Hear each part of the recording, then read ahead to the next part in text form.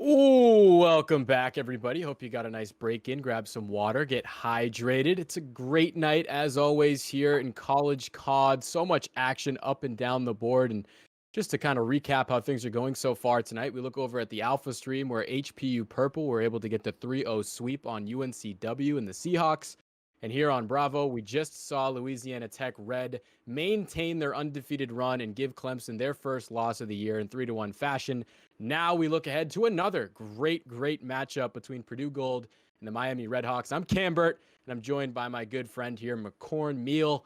And Corn, just had a second to get a little break. We're looking at these teams. Miami Redhawks here. I look up and down this roster. Some of these kill-death ratios are jumping off the page without a doubt. 1.98 from Gutsiakin, if I'm saying that right. But what are you thinking about this matchup as we get ready for it?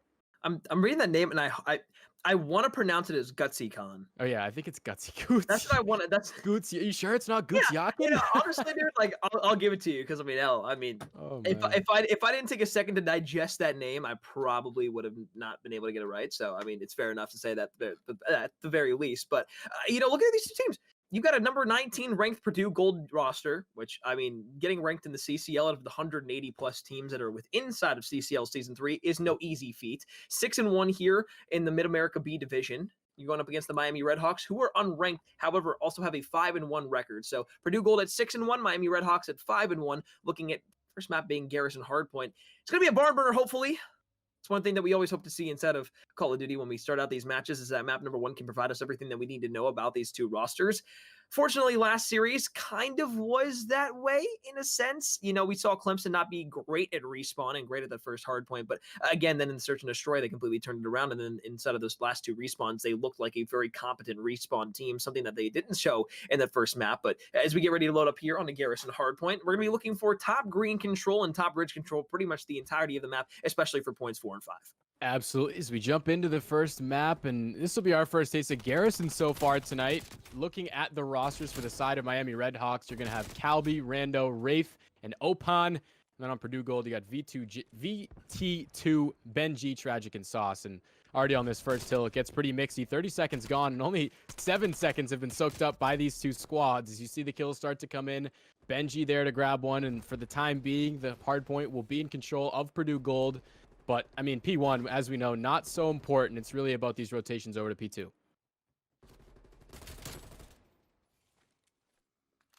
You see Q-Pan up here in top green. He's not even using a barrel, I believe, on that M4, which is always an interesting decision. Your attachments can be so important. VT2 is able to clean him up on P2 before he could set up. So that's going to be huge for Purdue Gold. They find themselves in this little hole here early on. To get these rotations, to get your setup in place is going to be crucial. The push through green starts to come through. Q-Pan trying to do the impossible and get this kill onto Benji and that ridiculous head glitch. Couple nade kills in favor of Gold, and for the time being, it looks like things will stay intact. You see the rotations, though, trying to hit through the long routes if you're Miami Redhawks. And how about the 2 kills from Q-Pan? Oh, my gosh. Up to 6-2 early. Q-Pan.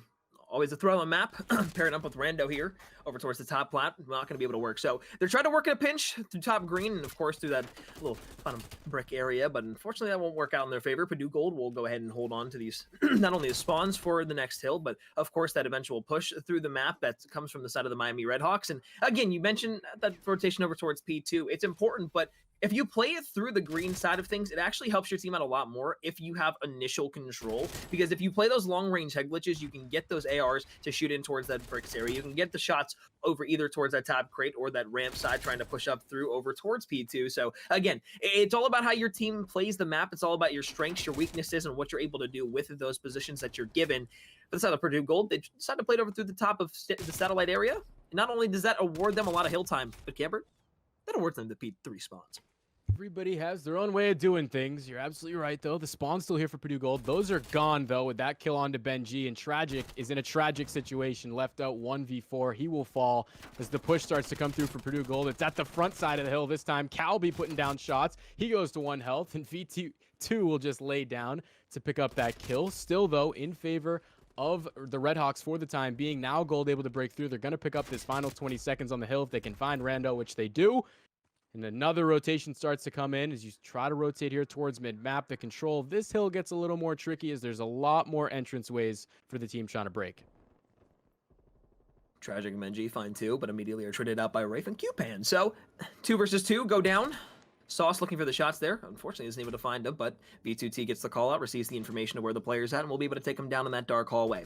Calby over towards P4, though. This is actually where the most time, and of course, most of our attention should be focused. Although those kills over towards that top lights and platform area are going to be big, they're not as big as getting that initial hill time, and of course, holding down the majority of it. Benji finds himself 2 in a row. 3 players on the set of Purdue Gold and 2. Now make Benji on a 3. V2T won't be able to find that last kill there, but Rando will find a kill to go ahead and start that initial process of getting control, maybe back over towards P4, and of course trying to get map control for P5, where we'll be heading over towards next. I know Hardpoint is a very fast-moving game, folks. It's hard to keep up sometimes, but if you can control the map and you can continue to keep up with the pace, well, then it's going to make your viewing pleasure that much more enjoyable. About 5 more seconds, the next indicator will pop up and show you where P5 is going to be located. Tighten up your shoelaces is what McCorn Meal wants you to do, because this is looking like it could be a pretty good match here as Miami tries to grab the final seconds on this hill to shrink down the lead to about 30 as they go into P5. And I mean, again, rotation's always so big. Kills in favor of Miami here to start. Purdue trying to trade things back, and they will. Benji trying to make it 2 here, put some shots into Calby, and you see the spawns right now for Purdue Gold hitting around that left side over by Brick seems to be the option they're going with. Calby should die here as he's down to low health, and all of a sudden they're able to funnel into the hill, get some time. We'll see how long that lasts, though, as Rafe slides in, tries to challenge. Sauce picks up 2, and VT is able to grab time on the hill. This lead continues to extend for Purdue Gold, and if you're Miami, you got to stop the bleeding soon. Hill time, hill control. Purdue Gold has it in full. 20 seconds left. Will be the scrap time on this point. VT2 will find 2 there. Takes down Rando and Rafe. Calby and Cupan still alive, looking to make this push over towards Bricks. However, it is going to be V2T with that first line of defense. Will be taken out swiftly, but here's the big thing for the side of Purdue Gold. They have the rotations over towards P1. They've been able to give Miami Redhawks basically off the point for the entirety of the time, with Tragic finding 2 there to go ahead and start this initial hill time hold for the side of the Purdue Gold roster. It is going to be Miami Redhawks trying to make a pinch play here with a little bit of a split spawn, but the rotation spawns over towards P3 are not going to be where they want to be, especially as we get ready to go for the green and Satellite Hill, because they have not been able to get really any presence with those long-range ARs. It is going to be especially hard to break over towards the next hill if they're not able to push up towards the halfway point, which they seemingly have not been able to do pretty much the entirety of this map. Purdue Gold continuing to rain down the fire. Rando, though, able to stop the hail for a second. He picks up a few kills, but the positioning still in favor of Purdue Gold as this lead continues to tick on past 150 points now. Another rotation to P2 will start to come into play in this final 20 seconds of P1. Purdue Gold continuing to pick up the kills, and if you look at the side of Miami, and you might look for a player to step up, it's got to be Rafe down there at 5 and 16. Has some time on the hill, but the slaying power has to come through if you want a chance to come back in this one. Purdue Gold grabbing that extra time, and you were talking about this earlier on. This setup right here, having 2 ARs in these elevated positions, shooting down the alleyway, so difficult to break. Yeah, well, players number 1 and 4 and Cupan and Rafe, they need to go ahead and recognize this immediately, because Tragic could actually make a bad play for the side of Purdue Gold here, because if he actually gets a couple more kills, that's going to continue to spawn Miami Redhawks across the map, and they won't be able to have the same hold that they had beforehand on this P2, where they were so incredibly valuable. However, now split spawns coming through. Miami Redhawks are going to be pushing back around through the staircase and up towards top green, but it's not going to be enough yet. They've got to win those gunfights, and really, no matter where the side of Purdue Gold is holding this, I mean, we talked about how good it was from the side that they were holding beforehand, but now that they hold it from the spawn side of the left side of the map, pushing up from the ramp, they're able to get those head glitches and power positions onto the players that are pushing out from top green. So again, you know, number 19 ranked Purdue Gold, they're ranked for a reason. They have power rankings for a reason. However, this one's just getting at it. Yeah, I mean, P2 can be so difficult to break from either side, and although Miami might have had spawns here for the rotation to P3, it doesn't really matter because you're so far down in the hole. Got to start to get some points on the hill. Tragic doing everything he can to play his life, grabs the kill onto Rando, tries to make it 2. The gun punch is there, and the third would have just been way too much to ask for as Cupan cleans him up. He will fall to Benji, spawns in favor of Purdue Gold, and this is not what you want if you're the Redhawks. This could be the end of things here if Purdue Gold can maintain this hold. Slipping inside and around this German tank factory. Oil spill on the ground. Purdue Gold have slipped on it, but they've managed to stumble their ways into the lead here very early in this game and continue to go ahead and hold it throughout the entirety of this match. 25 seconds left. Although it is a lot of time, Purdue Gold can win off of this point. And of course, that will spell the end of the game for the side of the Miami Redhawks. A 1-0 lead for the side of Purdue Gold is going to be set in stone here. Nobody else able to really get the contest on the point after the last player in Calby comes through. And there it is. Last tick. Purdue Gold. 1-0 up in the series. Great hard point there. Again, similar to what we saw in our last series here on the Bravo stream, where Clemson was just not able to get really anything going throughout the entirety of the game. And LA Tech Red was just able to run away with it throughout the entirety of the map. Same thing happens here. It's out of Purdue Gold, number 19 ranked, beaten on a 5-1 opponent. The Purdue Gold, yep, take map 1, and it's a commanding performance. 100-point club, the side of Miami there to start. And when you look at things, Rafe there was down at the bottom of the leaderboard, probably needed to have a better performance. It kind of just started to spiral after that first P2 hold. Purdue Gold were able to soak up about 45 seconds. And ever since then, it was just playing from behind for Miami. And as you know, in hardpoint, once you fall behind, it becomes harder and harder to make your way back. Got to play the rotations, got to play the old time because you're down. Just becomes, like I say, a spiral staircase that starts to go away from you. But now we start to turn our focus towards the S&D, and it's going to be Moscow for map 2. We just saw that in the previous series, and the way that ended up, saw a little of aggression from some rounds, and then you see the team slowing down, playing passive, kind of mixing things up. A lot that can go on in Moscow for the second map. But I think it's an interesting one. I mean, it went all the way down to, I believe, 6-4 or 6-3 in that last series. Hopefully we can have one a little closer than that. But in your opinion, what does Miami have to do here to try to turn this one around? I mean, really what it boils down to is this one fact and one fact alone. It's be aggressive. Play together.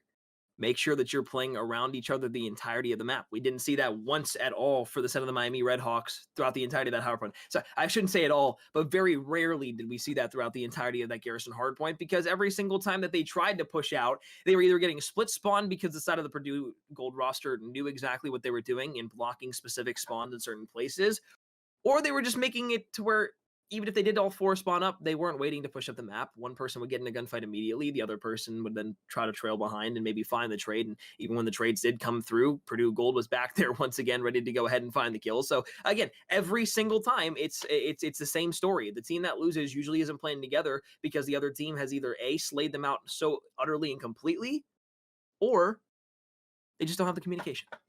Right. And I mean, we're looking at Miami, what they can do to try to turn up right now and get this one back to where they wanted. I think Q-Pan was really on fire at the start of that first map, was doing a lot of the slaying with that AR. And if you look at the statistics, has that 3.1 search and destroy kill death ratio.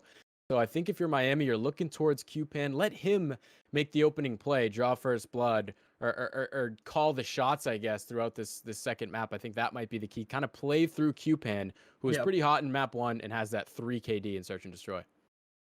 Well, folks, Moscow for the search and destroy.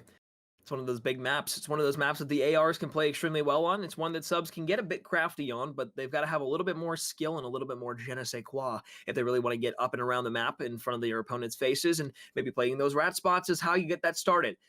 We know that on this map, A site is the more preferred bomb site, but we've seen a lot more teams start to go over towards that B bomb site a little bit more out towards the boulevard. Middle map is going to be a huge place of contention for all the teams, especially those ARs getting those initial picks at the beginning of the rounds, watching for a potential fast push flank up either around through the spawns to elbow or in towards S keys back to that A site to get the flank on the players that are pushing up and through it. So again, a lot of angles that you can play. SMGs have their place on here, but it is a more AR dominant map when it's all said and done. It's all going to be coming down to who can play that AR role the best. And inside map number 1, we saw Purdue Gold have that AR slaying advantage. Can they do it again here inside of map number 2? It remains to be seen, but I don't think we're going to be seeing the same scenario that we saw in map number 1 in game number 1 on the Bravo stream. Certainly, and as we take a look at the statistics here going into this one, in terms of search and destroy, Purdue Gold are 5-3, 2-2 on Moscow. The other side of things, watch out, because Miami is 7-0 in search and destroy, have not dropped a map, 3-0 on Moscow. So it seems like you'd have to favor towards Miami and the Redhawks going into this one as we get ready for the match to get going. I don't know, what does that does that kind of jump out to you, McCormill, that these guys have not dropped the search and destroy yet? You know, it does stand out to me a little bit because there's an interesting dichotomy specifically in the amateur Call of Duty scene that I'm sure transovers to the collegiate Call of Duty League as well, that we see a lot of the teams that are really good at hardpoints almost tend to struggle when it comes to respawn, because a lot of these guys, when you think about going through your daily rotation of how you're playing the game and how you're grinding the game, you wake up, you play for 8 hours a day, you play for 9 hours a day, whatever it may be at the top level, and you're basically just scrimming respawn the entire day. It's control and hardpoint for the most of your day.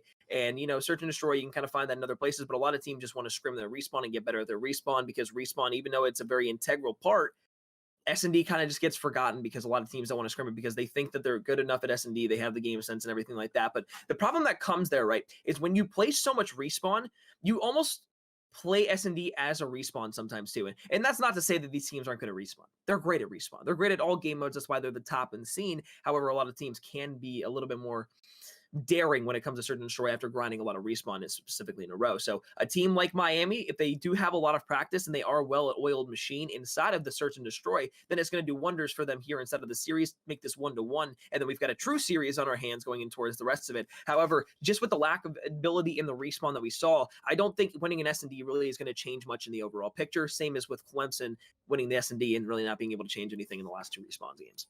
I think you make a really great point. I mean, you even see it on the professional level how teams kind of forget about search and destroy at times, don't practice it enough, and your best respawn teams, Dallas Empire and Optic Chicago, in week 1 lose their search and destroys. It proves catastrophic. So search and destroy, don't sleep on it. Every player's got their preferred game mode, but I mean, being an S&D god can definitely come through huge for your team as Rafe draws first blood here in this initial round. Calby with a slide cancel, takes a shot, able to get away with the life. Q-Pan picking up his first kill. We know he's got that 3 kill death ratio coming into this one. He will fall. So now 2 versus 3 situation for the offense, as you see on your minimap, trying to rotate around to A and put a stranglehold on the backside of the apartment building. 2 players stuck in there, and the bomb's going to be able to go down at B. 2 versus 2. VT2, Sauce, looking to go ahead and secure this plant. However, the post-plant push is going to be good. You got one player looking over middle map. I'm going to get some great timing on both of those players, but won't be able to finish the shot. So Purdue Gold, they are still looking good. 2 players still alive. The retake is going to be a little bit tough now because they now know the positions of both of those 2 players. And of course, the shots continue to rain down from both of them. Window control, top yellow control. Neither of the 2 players from Miami have been able to make the push yet, but here they come through the window. It's going to be an all-out charge back to the bomb site. First shots are going to come through. VT2 going to be able to get 1, make them find the second. Purdue Gold, great offensive round there. Great win on their offensive round. And of course, now 1 up in the search and destroy. I think VT really making big plays there too, to not get too aggressive. You see both of the players, you get shots into them a couple different times, but playing the life, knowing that you have the bomb down, force them to make the move on defense, playing defense, and it's exactly what he does. Really good showing. So Purdue Gold goes up 1-0, and how about that? VT2's got the ace. He's on a 4 kill streak here to start. Don't sleep on the man. Picked up all 4 kills in that first round. We're going to stick on board with him here for round 2 and see if he can make a play. Yeah, I think that's pretty good. I think that's pretty much what you want out of your teammates is, how about this push on offense? All 4 players are going to be headed towards B. Middle map, player number 8. Looking for the shots on player number 1. We'll be able to find that kill, but immediately traded out. B2T looks to continue the reign of terror. However, will be cut down by Q-Pan. So 3 versus 2 as we go. Trades come through. Not necessarily just yet, though, as the Miami Redhawks now push up in towards the B building. It's the same exact thing we saw from the set of Purdue Gold last time. However, I know we talked about the 8 site being the more preferred bomb site.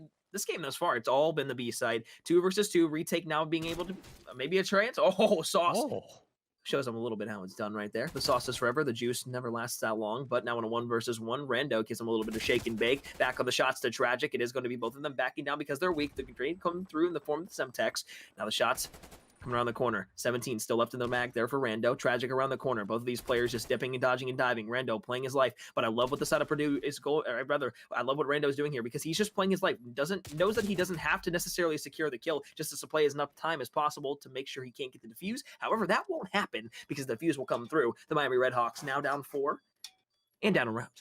Talking about the movement earlier on in the night, and part of that is knowing where you can climb and get up on the map to a better position, a better vantage point. That's exactly what happens there. Tragic climbs up on the van. We're going to get to see it. Rando gets put in a more difficult position with the verticality. Can't handle it and loses the gunfight. You're right. Was doing a really good job at playing his life.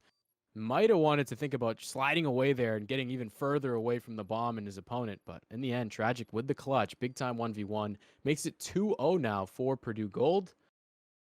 And all of a sudden, and you're right too, the offenses, it's been pushes towards B, something you don't see often, trying to catch the opponent off guard. Sometimes you save that play for later on in the game, but both of these teams in the first couple rounds have just sent it over to B to start things off on offense, but Purdue Gold up 2-0. Sometimes you gotta hit a full send on the fools.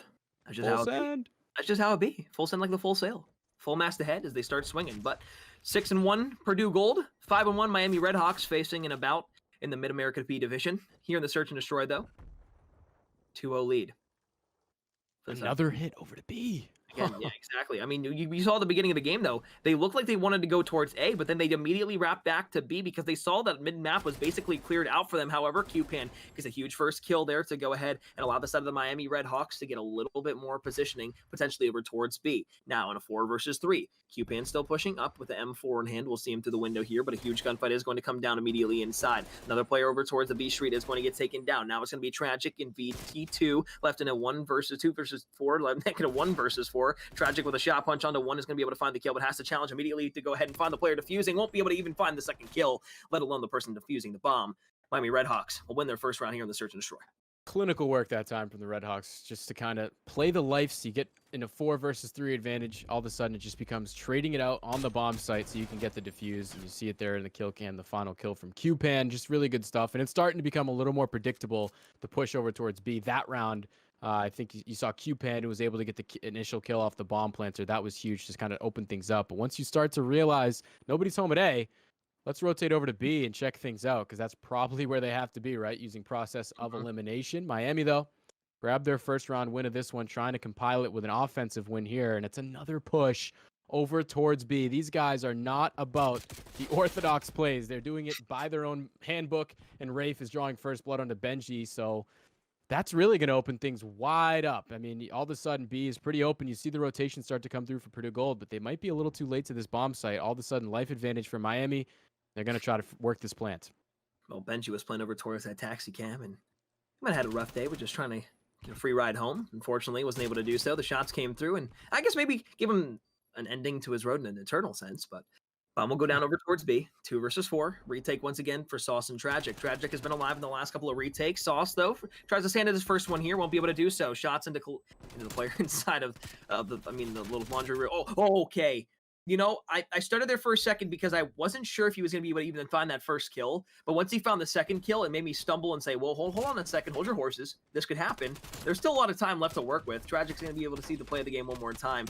Great setup, though, for the side of Miami, because here's the thing, right? If you get that bomb down over towards B and you know that there's only 2 players left, they had every single angle covered. They had a player looking for the player for the push from Checkers. They had a player then pushing in from Laundry. They had B Street watched, and they also had the back PD building watched for any wrap either from that A side or around from the B Street, say anybody gets killed. Great play, great setup. And again, even though it's a 4v2 and you're supposed to win those rounds, setups like that are going to help you 9 times out of 10. They trade 2 rounds back and forth, and we're tied up here at 2 apiece. The push now finally over at A. Both teams lose a life, so it'll be 3 versus 3. Doss trying to move forward, advancing on the map to get this control. Calby's behind the sign, but QPan's got the shots. Now all of a sudden a flood to QPan. Can he get one more kill? He can, and no way to make it 3, but all of a sudden it becomes 1 player left for Purdue Gold, and they will fall. And when we're talking about how the pushes have been over to B, I think what that tells me is that these teams have a lot of respect for each other, right? If you think that you're better than your opponent, you're probably just going to run to A and force them to challenge you in gunfights. But both of these teams trying to put some more strategy in play. We've seen some pushes to B. I think that just tells me that they respect each other. Honestly, I'm very much liking the way that the Miami Redhawks have been playing the last 3 rounds. I mean, again, it's all been first bloods. We saw Purdue Gold. The reason that they were able to win just that first round was because of VT2 getting that ace initially off the rip. Since then, 1-4 in all the gunfights that he's been able to go ahead and find himself in. So the Miami Redhawks, again, it's come down not only to those first bloods, but also being able to find themselves either towards B or A, whatever the ones they want to go to on the offensive side, but also playing a little bit more calculated, more defensive on the defensive side of things and being able to win their rounds. Again, two picks already off the rip. I mean, you got that first blood immediately for the player that was pushing up on aggressive defense into gold window. And that's the downfall for Purdue. Aggressive defense is not working out. VT2 will try his hand once again. He got a 1v4 in round number 1. Let's see if he can do it once again here in round number, 6, 5? For the rounds.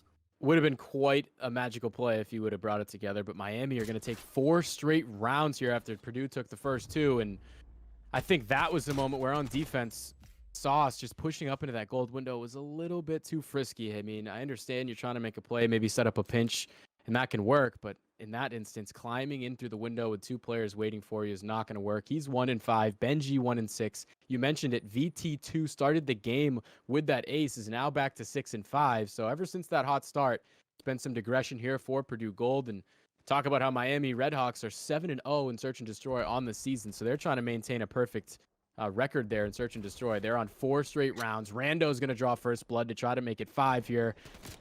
And all of a sudden, Purdue Gold is finding themselves slipping here in this match. Miami now in a 2 versus 1. Tragic last alive. Bombed down over by Apartments. Trying to play the life, though. Sliding back. Get some shots into Q-Pan. Q-Pan able to play the life, though. Probably just going to play this with his teammate. Play the trade together. Huge bit right there. Oh, this is going to be great for the side of Miami Redhawks. Look at that double chow. I mean, if that doesn't make you the slightest bit just hot and bothered, honestly, then I don't know what does. That is just beautiful stuff. Tragic, although is able to find those first 2 picks for the side of Purdue Gold. I mean, on that rat back, that Chow, Rando, Q-Pan play their lives. Q-Pan somehow was able to stay alive over towards the back spot where you usually see the sniper over towards Dark by Office. Rando inside of the little office. I mean, Cameron, when you see 2 players team up and synchronize like that, I feel bad for even saying that the Miami Redhawks had no chemistry on the map and we're pushing 1 by 1 on that first hard point, because that was sexy. Pretty Utterly scary to see. You never want to see it from your opponents when they're that cohesive and jumping out and so on the same page. It's all of a sudden 5 straight rounds for Miami here and a chance to close things out in map 2 to draw this series back up at 1 apiece. Trades back and forth on the map. It's a bloodbath going down right now. Benji with a kill. He finally goes down to Rafe, and all of a sudden Rafe's last alive here in a 1v2. Had a pretty difficult first map, did Rafe, but now trying to turn things around and show his team that he's worthy. And closing this one out would be huge right here. Pick up this momentum after, losing that first map in a pretty serious way. Rafe, though, grabs the bomb, 1v2. Both of these players staying attached at the hip. Might have just got bad timing. Unfortunately, he does. Shots don't come through, though, so still at full health. Might have a chance to still make this happen. Now be able to run away, running for dear life. These players are just chasing him down. They smell blood, and they're finally able to taste it. So Purdue able to stop that bleeding there after letting 5 straight rounds slip. They're getting 1 back, and it's 5-3 all of a sudden. It's not over just yet if you're Purdue Gold. It's a little bit of Tom and Jerry moment right there. You get a player continuously on the back foot, just trying to get away as fast as humanly possible the entire time. Again, like that, like what we said for Miami the last round. That was a great round for the set of Purdue this time for playing together.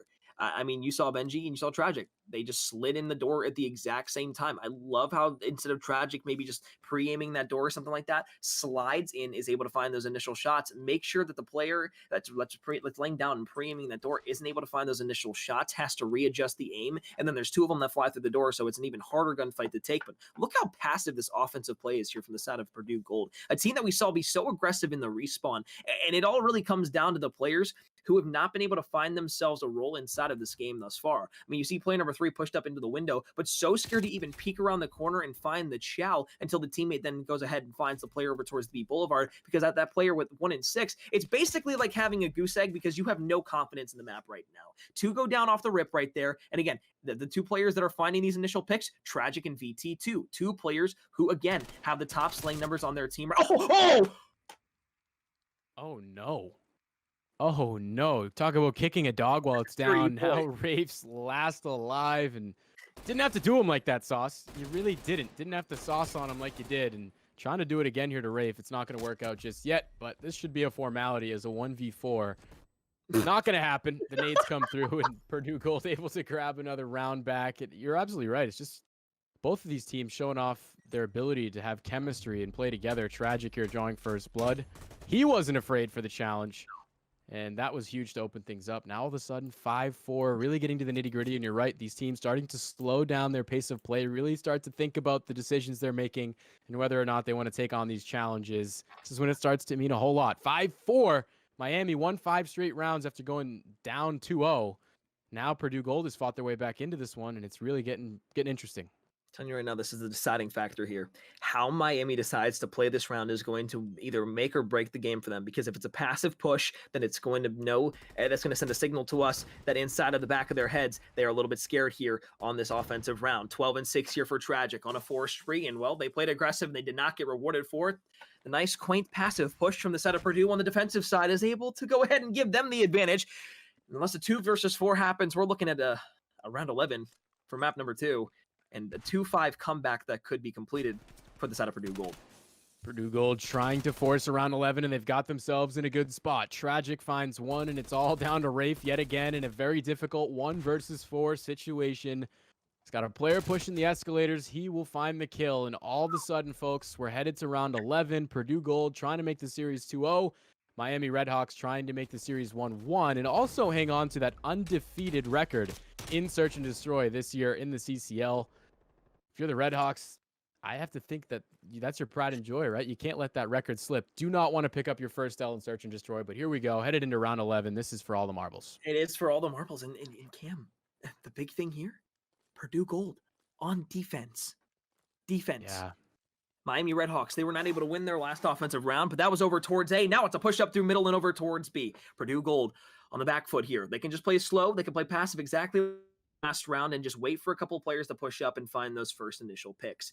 VT2 will not be spotted out yet over towards the top flat. Rafe in middle map, Rando over towards that left side, or he's got to back. Yeah, I was going to say VT2 has to back off here and either play for a passive reach out or just make sure that player in middle map and Rafe cannot go ahead and find that initial kill because that's going to be the dagger if he is able to get picked off in middle map because that allows them to push straight through. Tragic though makes the best play there, gets to top yellow and is able to be a provisional, at least a bit of support there for Tragic over middle map and V2T rather, because that allows them not to only get the kill, but that allows them to get the pick and even then source out. Oh my God, QPan evens it out at 3 versus 3. A gunfight that Saw should have won now leaves things in a 3 versus 3. Bomb wrapping over towards A. Everybody from Purdue Gold now starts to drop back. It's going to be a 3 versus 3 on the retake here. VT2 now gets it 1, looks for the second one as well. Kalibi is going to be able to find the kill. 2 versus 2. 2v2, 20 seconds left. Now, all of a sudden, a 2v1, and it's all up to Calby. An extremely difficult situation. Still has to try to get the bomb down. Knows both of these players are here. Has a chance to try to make something happen. Shots coming through, and he's just looking the wrong way. So Purdue Gold, in unbelievable fashion, are going to come back to win this one. Miami Redhawks are up 5-2, but Purdue rattles off 4 straight rounds, and they bring the series to 2-0. Hand Miami their first loss in Search and Destroy on this season of the College COD League. Oh my gosh, what the heck just happened? All of a sudden out of nowhere. And I think I'll start off by saying this. VT2 was the deciding factor in that final round. Playing the life there by checkers up by mid-window. Able to then use that life to pick up some kills in the latter part of the round towards the end there in a closeout fashion. I mean, that's just huge to play your life. Let your teammate come in and get a trade. I think V2T in that final round was the deciding factor. That leaves a bad taste in my mouth. That really does, because like if you're the side of Miami Redhawks, right? Again, you did really nothing wrong in those rounds. It was just coming down to those one-on-one gunfights at the very beginning. The rounds that you won in a row, it was first blood after first blood after first blood, and you had you were having their way. It was plain and simple. They were having their way with them. Once the side of Purdue Gold was able to find that round after that 5-2 lead for the side of the Miami Redhawks, that's when things got a little scary, because when you are Purdue Gold in that situation, you know that you have to win round by round. And if you're the Miami Redhawks, you're like, okay, we were 7-0 in Search and Destroy. We're about to take an S&D off of the number 19th ranked team after an abysmal first hard point. Right. That's going to get to you in some way, shape, and form, and that's going to affect your mental a little bit too. So the fact that they were able to go up 5-2 in the first place was spectacular. However, we saw a little bit of change in their gameplay. They weren't being as aggressive on the offense. On the defensive side, the aggressive pushes that they had weren't the same. It was almost like they started to play more passive and scared up 5-2 than the team that was down 2-5 and about to lose the map. It's just, it's the mental game. It's the composure. We saw it a couple of days ago with the Built by Gamers clip. It's the composure that you have to have, and they didn't have it there. It cost them in the long run, and this could have been a huge upset for them, taking down a 19th ranked team. Unfortunately, it doesn't work out in their favor. All of a sudden, yeah, they kind of loosen up their grip a little bit, and that is when Purdue Gold takes their opportunity to strike. And you're right. I mean, at times, playing from behind can be somewhat of an advantage, because if you're in the lead, right, that's when you might think, okay, well, let's just sit back or close things out. No, that's probably the time when you want to make a decisive move, do something out of the ordinary to close things out right then and there, because you give Purdue Gold the chance to come back in that game. They take advantage of it. Now, all of a sudden, up 2-0. You're right. Miami trying to upset the number 19 ranked team in the power rankings in Purdue Gold.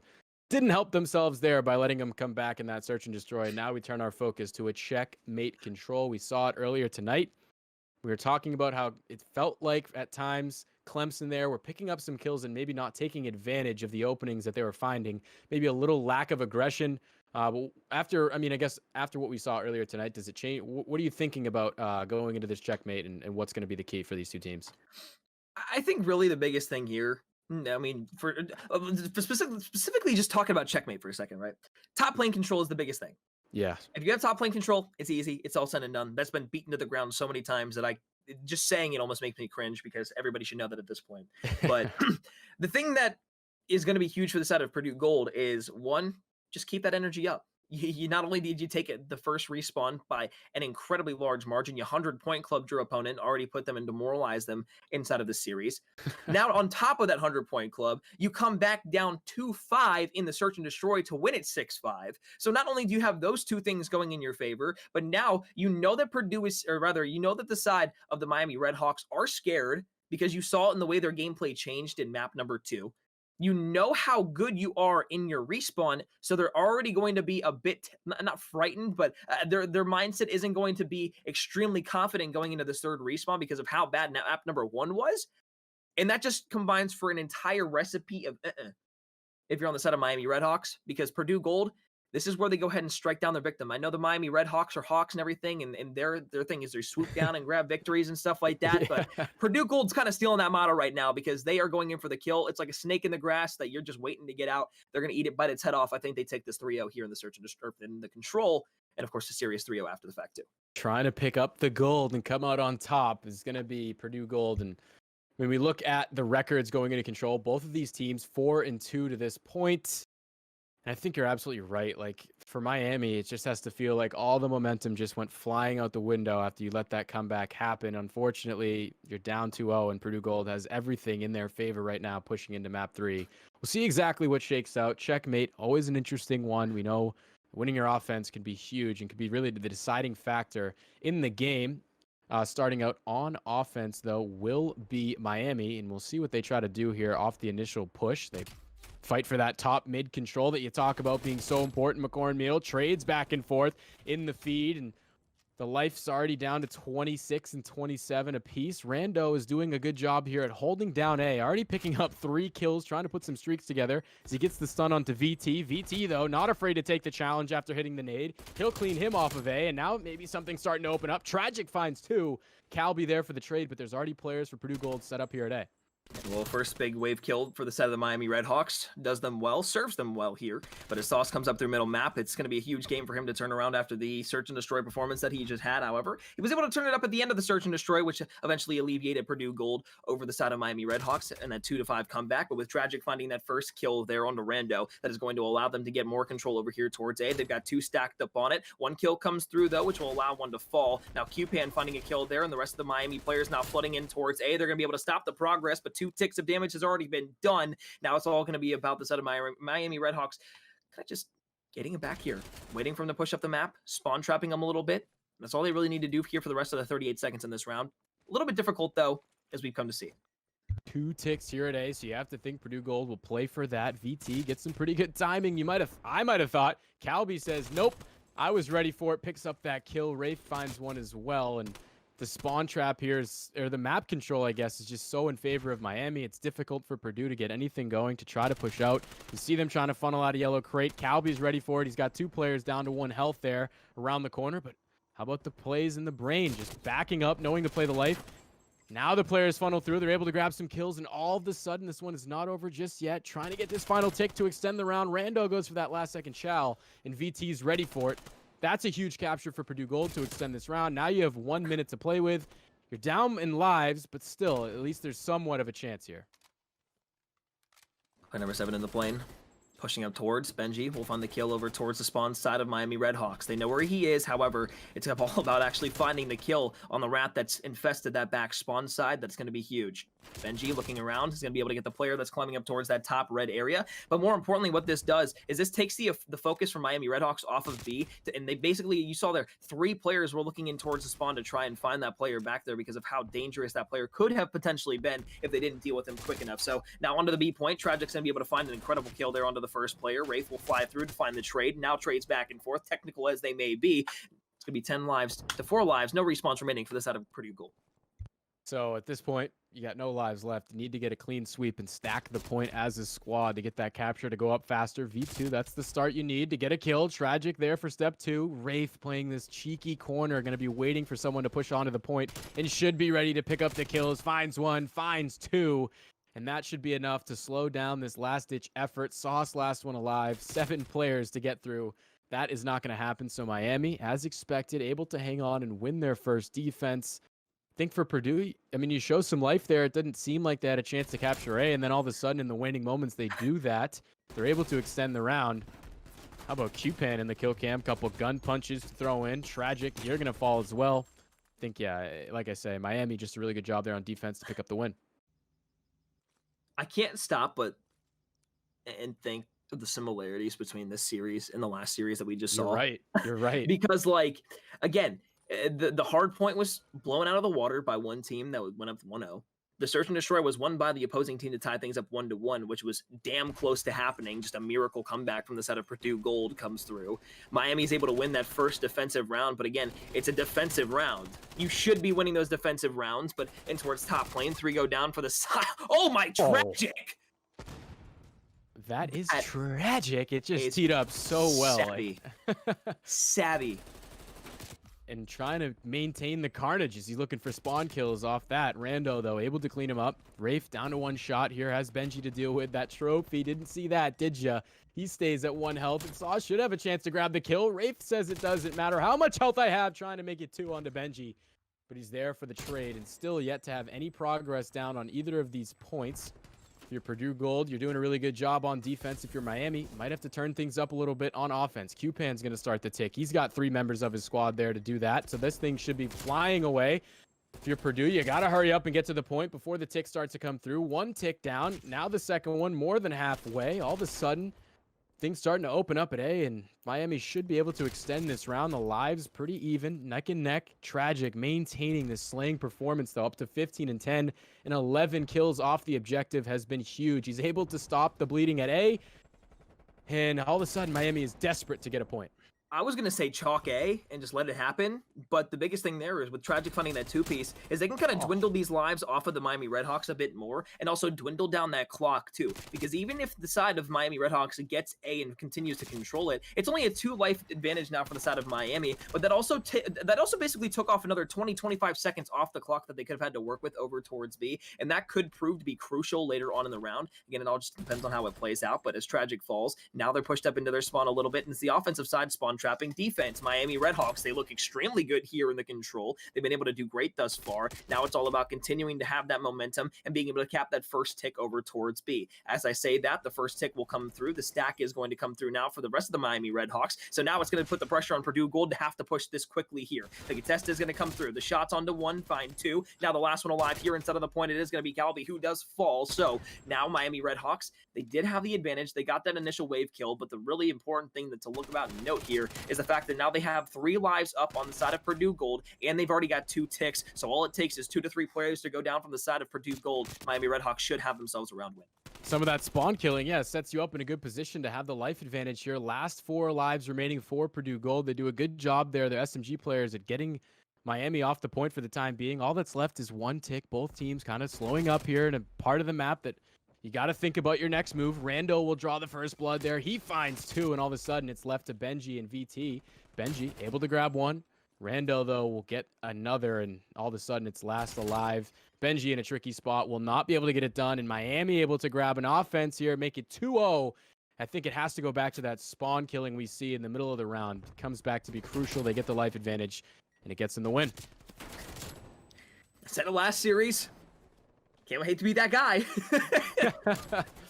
But after that search and destroy, I don't know if I have the necessary faith to see the side of the Miami Redhawks close this one out.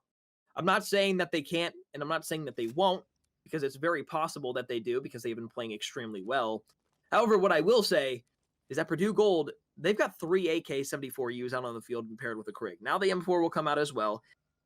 not a bad setup whatsoever. This is kind of the standard setup that we kind of see on Checkmate, unless maybe a team opts to go for 2 to 3 M4s and maybe 1 AK-74U, and maybe that's been the problem thus far for the side of Purdue Gold, is not having the correct weaponry that they might be able to, I guess, dominate with specifically.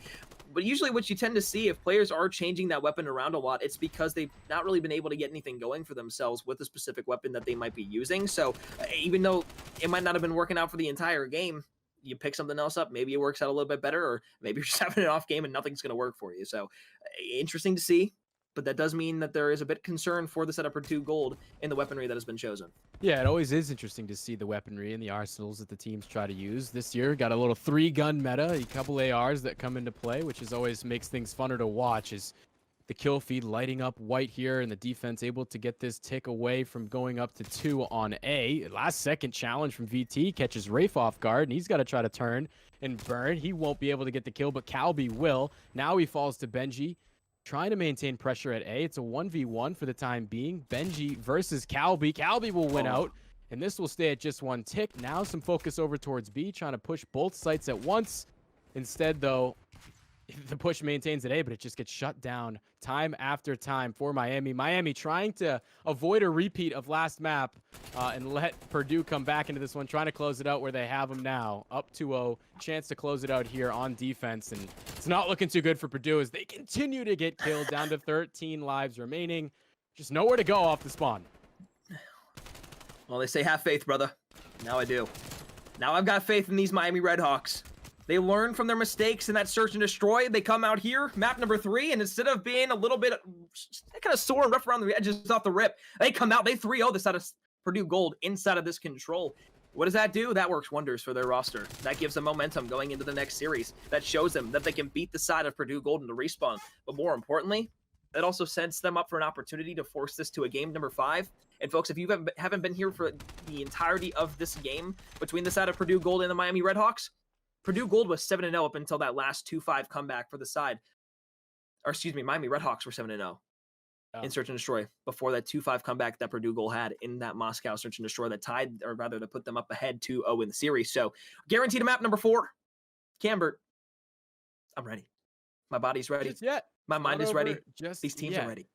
Yeah, I feel like we both were kind of counting out the side of Miami. I will fully admit that. I did not think they were going to win that. Yeah, and you get come back on like you do in that Search and Destroy, and it's like, well, I mean, you just feel like there's no momentum. It has to be no wind in the sails, but all of a sudden they're able to flip the switch and turn it back around. They go 3-0 in that control. That's going to be huge. Like you say, now they can pick up some momentum, and it'll be back to the streets of Mazarasha in Moscow, where we will go for this second hard point.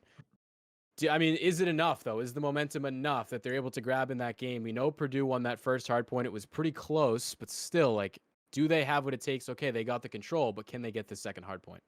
Well, I mean, realistically speaking, when we're talking about the hard point, map number 1 was Garrison, a map that was dominated by the SMGs for the majority of the time, and that's really all we were able to see. I mean, again, the start of Purdue Gold, their ARs were able to slay out on Garrison too. Although it was an AK-74U dominated map, the M4 was also able to show out in droves.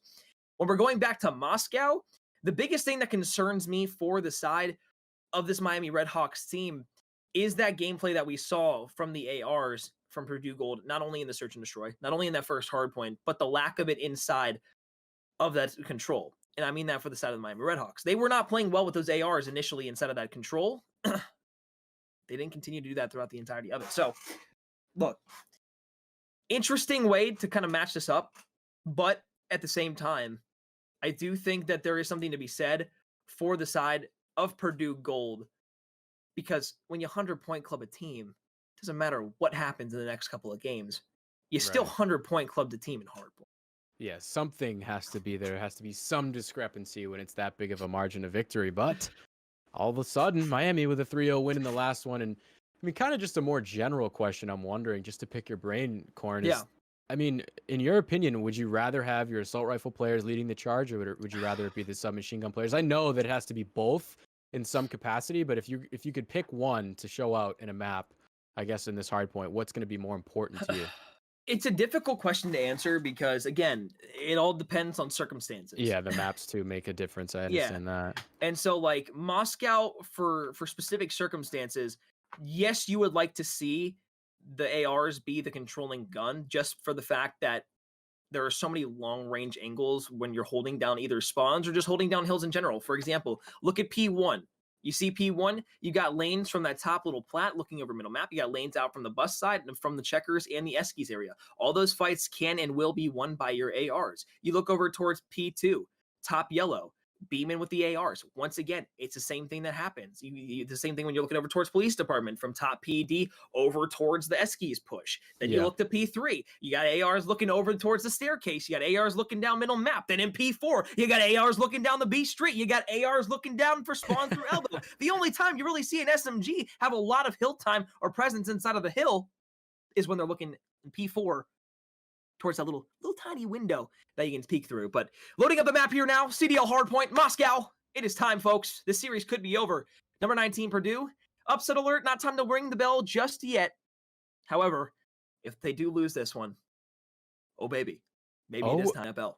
Oh, baby is right. Purdue, of course, comes in power ranked number 19 team, and you made the mention we're talking about it, how Miami was undefeated. The Miami Redhawks were undefeated in Search and Destroy until tonight. They take that loss in map 2, and you have to wonder if maybe that was a little kick in the rear end that they used in map 3 to come out with that dominating 3-0 in the control. But we go into Moscow, and I agree with the assault rifle stuff. Like, I think Moscow is obviously a very heavy favored towards the assault rifle players with the long range engagements, and not only just long range engagements, but like you said on P1, like holding down the spawns. You can do that from a much better position, right? You don't have to be pushed up to win your gunfights. You can sit back and kind of hang on to things for P2 rotations, for P3 rotations. And then you're also right with the submachine gun players. The only presence they can really have is on the hill, and a lot of times it's just going to be laying down, not peeking anything out so you can get killed, because otherwise, there's going to be an AR on the other side of it, beaming you down with a Krieger and M4. We had to reset the lobby. Surprise, surprise. But we should be able to go here in just a couple seconds. Again, it will be on Moscow. And if you're just joining us, Purdue Gold right now with the advantage, up 2-1. They're the power ranked team in the top 25, trying to hang on to that. It's Miami looking for the upset. Yeah. And folks out there, we're going to kick it to a quick break real quick. When we come back, map number 4 will be on the other side. Don't go anywhere, folks. Stay tuned. This game, this series, is just spicing up.